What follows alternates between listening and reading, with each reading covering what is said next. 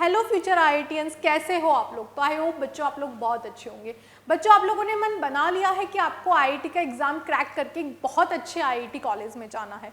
तो जो आपका टारगेट है जेईई एग्जाम को क्रैक करने का, उसके बारे में आपको सारी इन्फॉर्मेशन होना बहुत ज़रूरी है। तो आज की इस वीडियो में हम डिस्कस करने वाले हैं all information about JEE exam. JEE exam के रिलेवेंट जितनी भी इन्फॉर्मेशन है वो आज हम इस वीडियो में डिस्कस करने वाले हैं। तो स्टार्ट करते हैं फटाफट से हमारी इन्फॉर्मेशन अबाउट जेईई एग्जाम। तो सबसे पहले तो जेईई एग्जाम को दो पार्ट्स में डिवाइड कर दिया गया है, simply JEE main and JEE advance.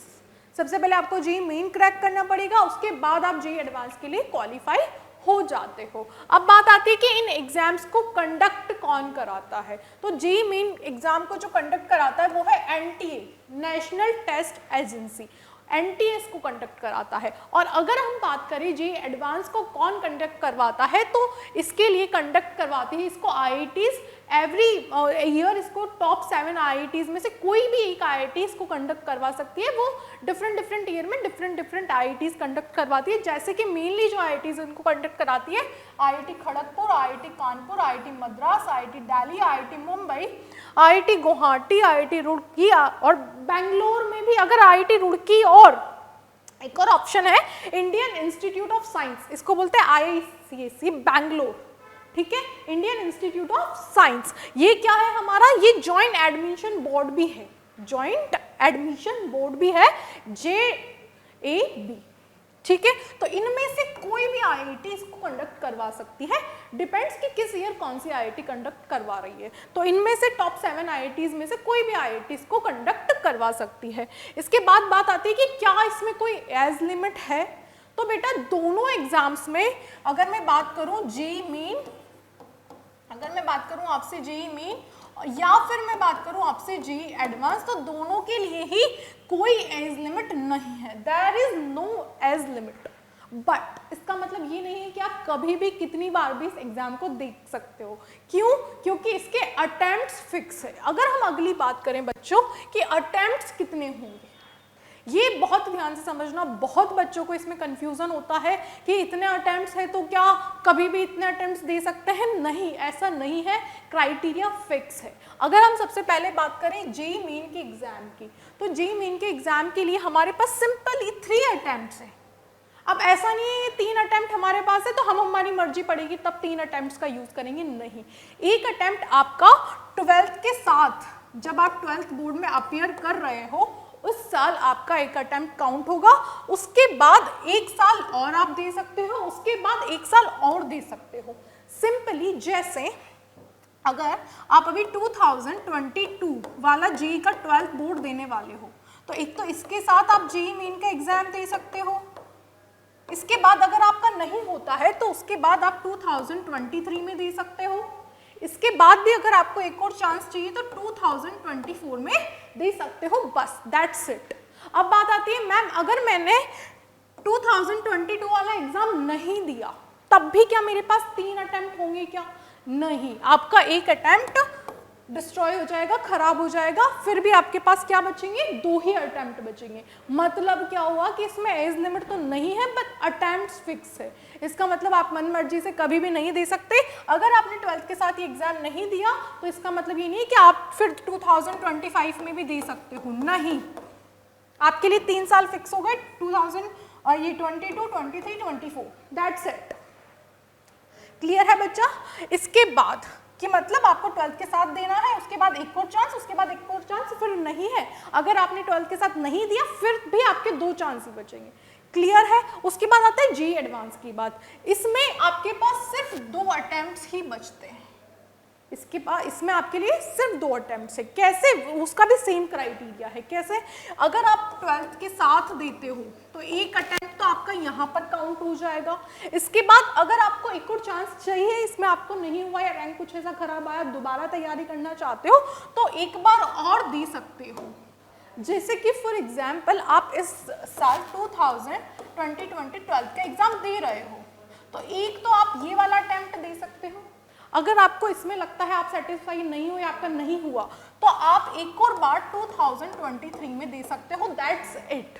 इसमें भी सेम क्राइटेरिया। अगर कोई बच्चा बोलता है कि मैंने ये वाला अटेम्प्ट यूज नहीं किया तो फिर क्या मैं एक और बार दे सकता हूँ? नहीं, आपका ये अटेम्प्ट काउंट हो जाएगा, आपको फिर आगे 2 बार नहीं देने को मिलेगा, फिर आपके पास सिर्फ एक चांस बचेगी। क्लियर है बच्चों? तो यहाँ पर भी यही सेम क्राइटेरिया रहता है जो इसमें रहता है, बस सिंपली क्या डिफरेंस है, इसमें 3 चांस होते हैं, इसमें सिर्फ 2 चांस होते हैं। ठीक है, एक बार तो आप 12th के साथ दे सकते हो, एक बार उसके बाद दे सकते हो। आई होप आपका ये अटेम्प्ट्स वाला पूरा कंफ्यूजन दूर हो गया होगा। ठीक है, कैसे क्या है, एक भी चांस आपको खराब नहीं करना चाहिए, मेरा तो ये कहना है आपसे। इसके बाद ये तो अटेम्प्ट्स वाली बात हो गई। इसके बाद रिक्वायर्ड सब्जेक्ट क्या क्या है। रिक्वायर्ड सब्जेक्ट क्या क्या है कि आप जो अपना 12th क्लास दे रहे हो, जो आप अपना 12th बोर्ड का एग्जाम दे रहे हो, उस 12th बोर्ड के एग्जाम में आपके पास जो 5 कंपलसरी सब्जेक्ट होते हैं, 5 कंपलसरी सब्जेक्ट्स में से 3 सब्जेक्ट्स आपके होने चाहिए, फिजिक्स, केमिस्ट्री एंड मैथ्स। ठीक है, ये तो होने ही चाहिए अगर आपको जेईई का एग्जाम देना है तो। कुछ बच्चों के पास मैथ्स बायो दोनों होते हैं, वो जेईई का एग्जाम दे सकता है। 5 में से 3 कम से कम ये वाले सब्जेक्ट्स होने चाहिए जिनके साथ आपने 12th बोर्ड का एग्जाम दिया हो, जिनके साथ आपको 12th बोर्ड का एग्जाम दिया हो। क्लियर है बच्चों? Same JEE advance, same for JEE advance, same for JEE mains. यहां तक ये बात आपको क्लियर होनी चाहिए। उसके बाद अब बात आती है कि मैम क्या 12th में कुछ परसेंटेज रिक्वायर्ड है। देखो, एप्लीकेशन फॉर्म फिल करने के लिए तो आपको कोई परसेंटेज रिक्वायर्ड नहीं है, एप्लीकेशन फॉर्म तो आप फिल कर सकते हो, एप्लीकेशन फॉर्म तो आप फिल कर सकते हो कि आपका, आप शायद अपेयरिंग भी 12th में, अगर आप अपेयर भी कर रहे हो, परसुइंग भी हो, तब भी आप फॉर्म तो फिल कर सकते हो, आपका रिजल्ट नहीं आया 12th बोर्ड का। बट अगर आपको एडमिशन चाहिए NITs, IITs, CFITs, IIITs, इन कॉलेजेस में एडमिशन चाहिए, तो इसके लिए 12th बोर्ड की परसेंटेज का कुछ क्राइटेरिया है बच्चों। क्या क्राइटेरिया है?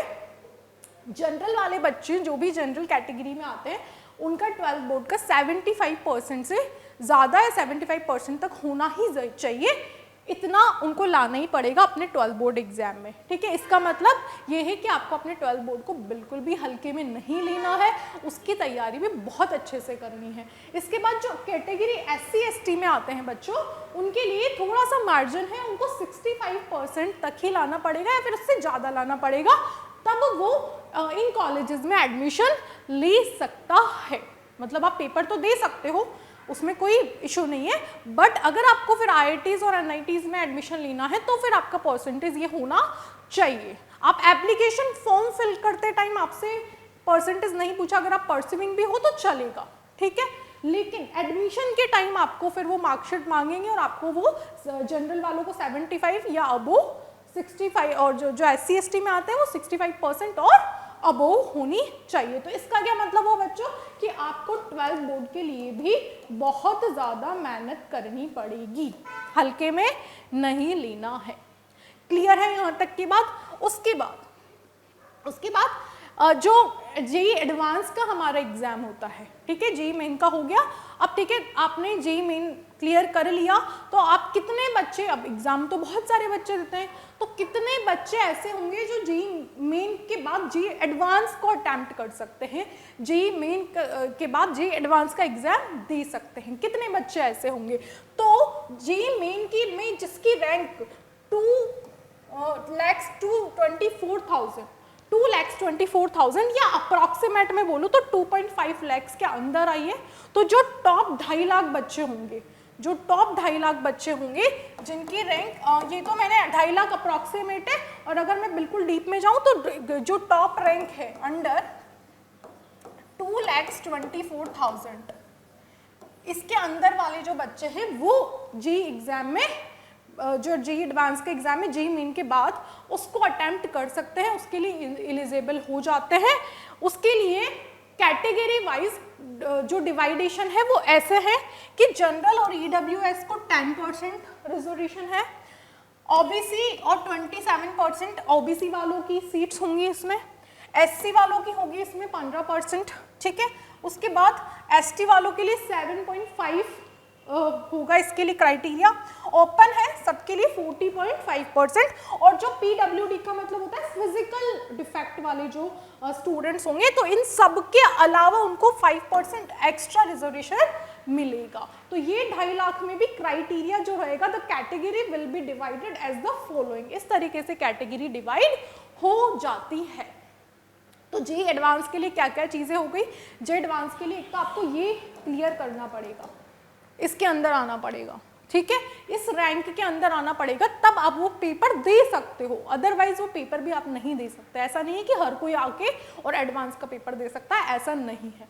उसके बाद इतने बच्चे तो पेपर दे सकते हैं, उसके बाद जो टॉप IITs में जाते हैं वो तो एवरी ईयर एवरी अलग कट ऑफ क्राइटेरिया, ठीक है, ये सारी चीज़ें हो जाती है। यहाँ तक आई होप आपको कोई भी डाउट्स नहीं रहे होंगे कि कौन बच्चा एग्जाम दे सकता है, कौन बच्चा एग्जाम नहीं दे सकता है, कितने चांस होंगे, कितने अटेम्प्ट्स होंगे, ये सारा क्राइटेरिया यहाँ पर मैंने आपको बता दिया है, जेईई मेंस के लिए भी और जेईई एडवांस के लिए भी, subjects, eligibility, attempts, age limit, सब कुछ, एवरीथिंग, ठीक है, और कैटेगरी वाइज भी मैंने यहाँ पर आपको सारी चीज़ें बता दी है। इसके बाद आपको क्या करना है, क्या समझ में आया कि एक तो 12th बोर्ड की बहुत ज़्यादा मेहनत करनी है, ऐसा नहीं है कि आपने अगर IIT की इतनी मेहनत कर ली वो तो निकालते जा रहे हो, फिर आप 12th बोर्ड को नहीं अच्छे से करो, तो वो भी अच्छे से करना है। और इसके बाद सब्जेक्ट्स वाइज भी बहुत अच्छे से मेहनत करनी है।